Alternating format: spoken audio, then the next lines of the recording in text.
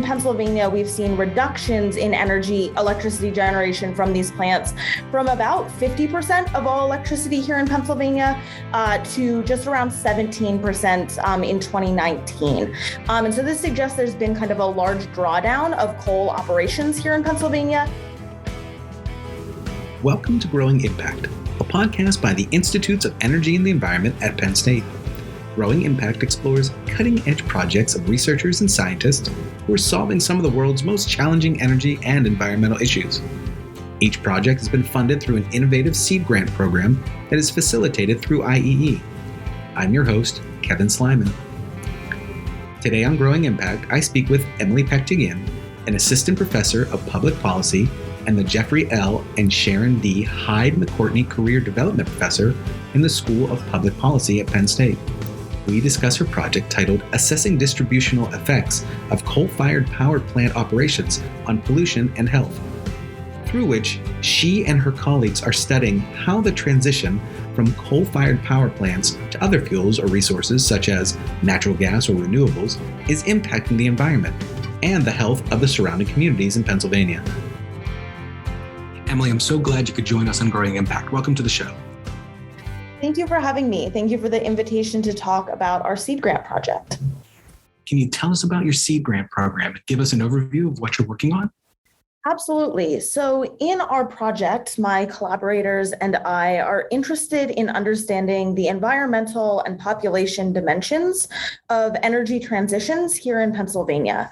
And so what that means is we're interested in looking at coal-fired power plants, which are a particularly important source of electricity generation here in Pennsylvania, but a source that is increasingly diminishing and kind of on its way out in terms of energy policy and energy transitions, both in Pennsylvania and across the United States. And so what we're interested in understanding is what are the impacts of these potential energy transitions away from coal-fired power plants in Pennsylvania and towards other alternative energy sources such as natural gas or renewables. And we're interested in understanding how coal-fired power plant operations impact the kind of local and broader environments around where they operate, and what impacts those have on population health and other related economic or human capital outcomes. How many coal-fired power plants are there in Pennsylvania currently? The last decade has seen a large reduction in operational coal-fired power plants, both across the United States and here in Pennsylvania. So just to give you kind of a sense of some numbers, we think there are around 16 to 20-ish operational coal-fired power plants in Pennsylvania today, but there's kind of always ones that are in the process of being phased out. So that number could be a little bit off by a plant or two. But perhaps more importantly is the fact that there have been 21 coal-fired power plant closures in Pennsylvania since 2011. And so that means, approximately half of the coal-fired power plants that had been operating in Pennsylvania at the beginning of the decade have now been closed. And this kind of mirrors the numbers in terms of electricity generation from coal-fired power plants. So in Pennsylvania, we've seen reductions in electricity generation from these plants from about 50% of all electricity here in Pennsylvania to just around 17% in 2019. And so this suggests there's been kind of a large drawdown of coal operations here in Pennsylvania. And this is the specific transition that we're interested in studying in our project. Are the coal-fired power plants that are closing down, are they closing down permanently and no longer using any sort of fuel? Or are they transitioning and moving to different sorts of fuels, either renewables or natural gas? This is a great question. So it's kind of a combination of the two. Some power plants are, completely offline, completely retired. Others do see some of these transitions, either of certain units that were previously coal and are transitioning to natural gas, or kind of complete transitions towards natural gas. So it's kind of a combination of both of those scenarios. So in some of the areas where coal-fired power plants were once operational, there is kind of continued electricity-related activity via natural gas, but in others we do see complete closures. Can you tell us about the impacts that these coal-fired power plants have on the environment? And maybe even then, could you talk a little bit about the impacts they have on people? Yes, absolutely. These two pieces are quite intertwined, as you note in your question itself, right? In terms of thinking about the environmental impact, but also the population impact. So coal-fired power plants emit emissions such as mercury, sulfur dioxide, nitrogen oxides, particulate matter, and carbon dioxide when they operate. And in kind of the process of humans using coal, we have gotten better at kind of capturing some of these emissions. And so not all of these emissions are released into the atmosphere, but through the generation process, coal-fired power plants do emit a number of both pollutants that are problematic from an environmental perspective, as well as those that are problematic from a health perspective. And so on the environmental side, what we're really most concerned about are kind of two main pieces. One is kind of the combination of emissions that lead to things like poor air quality, smog, haze, these pieces that are likely quite problematic from a health perspective, which I'll get into in just a moment. But we're also concerned about those climate forcing pollutants, and particularly carbon dioxide, right? And so the continual operation of the burning of fossil fuels, in particular coal, which is a very dirty fossil fuel, contribute to the global climate change problem through kind of the emissions of carbon dioxide.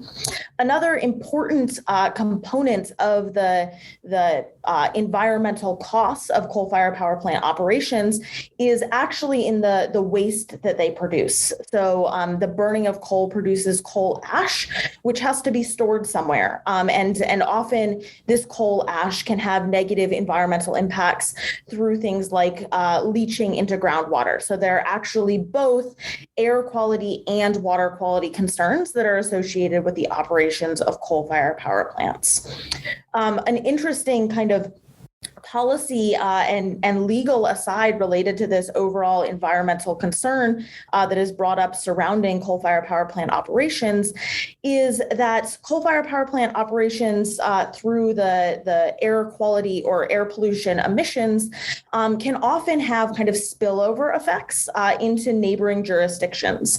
And so the Clean Air Act has kind of a good neighbor provision that basically suggests that kind of upstream neighbors or upwind neighbors shouldn't have negative impacts on downstream or downwind neighbors meeting the provisions of the Clean Air Act. And often coal-fired power plants can get in the way of this good neighbor provision. And so there's kind of a regular rate of states petitioning the EPA to kind of curb emissions from upwind coal-fired power plants, which has led to a bunch of activity in kind of the policy arena, as well as in court and in legal cases. And so there's this really important interplay between these coal-fired power plant operations and the policy space. So there's clearly a lot going on here in terms of how coal-fired power plants impact the environment. And then perhaps there's kind of this natural transition into then how they impact neighboring populations. So there are clear links, both correlational and causal, relating coal-fired power plant operations and their emissions, such as particulate matter, to respiratory illnesses, things like asthma, as well as to cardiovascular disease. And so there's a lot of work out there kind of linking air pollution exposure to both acute and kind of long-term consequences from the health perspective. One final note about the impacts on people is that while health is really the main category of focus, there are also other types of impacts that coal-fired power plants can have on neighboring populations. For instance, a co-author and I have a working paper in which we examine the school absence impacts and educational impacts of coal-fired power plant operations. The title of your project is Assessing Distributional Effects of Coal-Fired Power Plant Operations on Pollution and Health. Could you help me understand what assessing distributional effects are and what that means in your project?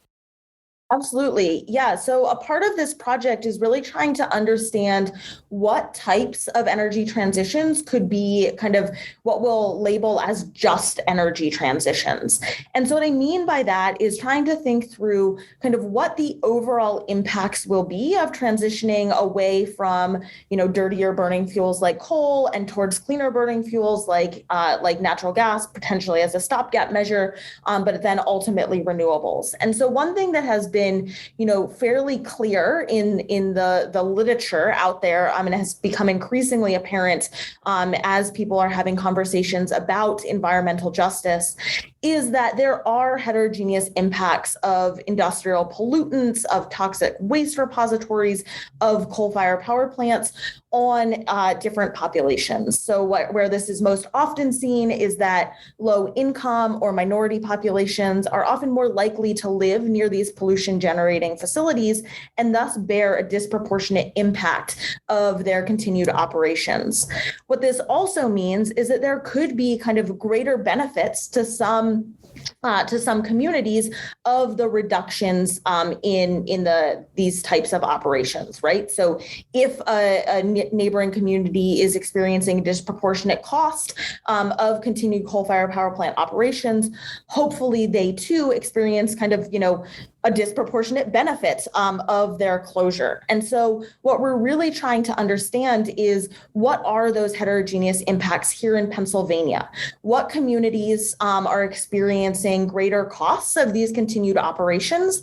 And can policies step in to try to determine potentially more just energy transition pathways to kind of reduce the disproportionate harms and improve the benefits of kind of cleaner environmental conditions via cleaner energy generation.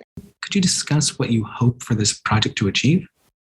Yeah, so we have kind of a variety of kind of research as well as kind of outreach related goals. So really, our kind of main research goal is trying to understand the kind of exact relationship, or as close to the exact relationship we can, between an operational coal-fired power plant, its kind of distribution or plume of emissions, and what that means for neighboring populations.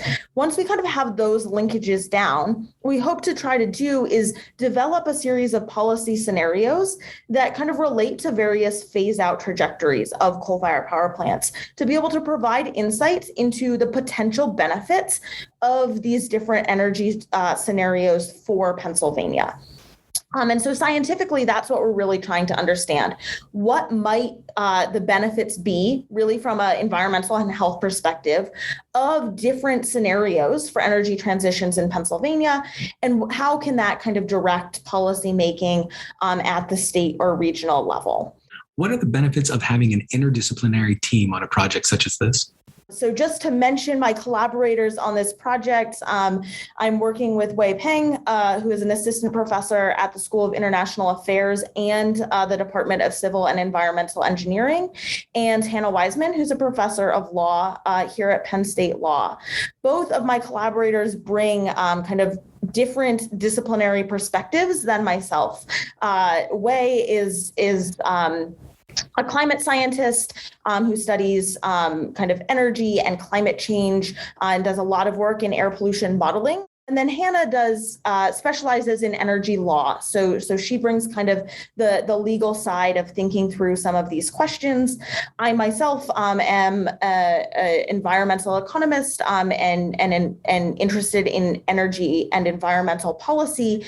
And so our kind of three disciplines together allow us for really thinking about these energy transition questions, hopefully from a very holistic perspective. So what we're really interested in as a team is understanding kind of the steps in the energy generation process and their implications, right? So we're interested in the coal-fired power plant operations, what that means for emissions and environmental quality, and then what that means for kind of health or other economic impacts.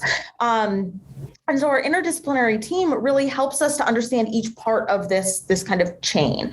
For understanding kind of the first part of the chain, understanding the operations of coal-fired power plants and the emissions and the environment and modeling the environmental quality impacts, we really have to understand the engineering and use tools and models from engineering to understand the emissions patterns and spreads. Then to relate this to kind of the environmental conditions and population measures such as health outcomes, we're going to use quantitative analysis tools that I use quite frequently in my work to try to understand these relationships. Surrounding kind of that whole trajectory, we're really interested in understanding existing and potential energy transition scenarios. And for that, kind of the policy and legal expertise come in to develop scenarios that make sense for Pennsylvania and to include in our models. What are you thinking about for the future and next steps when it comes to this project? So kind of on the immediate side, we've been kind of working on building up the first stage of getting together the resources and data that we need to actually do some of the air pollution modeling and emissions modelings from the coal-fired power plants. So that's kind of the next couple of months, working with some grad students to develop both the air pollution modeling side of things, as well as to start thinking about the policy scenarios that can then inform future iterations of this model. So kind of the immediate next step is really getting kind of the scientific research underway, getting these air pollution models underway, and getting the data that we need for developing the policy scenarios. The kind of next step, the kind of broader next step then would be to think through what those models are actually telling us and how to relate them to population impact. So that's kind of the scope of the next year, I think. Thank you so much for spending time with us today on Growing Impact, Emily. Thank you so much. It was a pleasure talking with you. You've been listening to Growing Impact, a podcast by the Institutes of Energy and the Environment at Penn State. I've been your host, Kevin Slyman. This has been Season 2, Episode 4. Thank you for listening.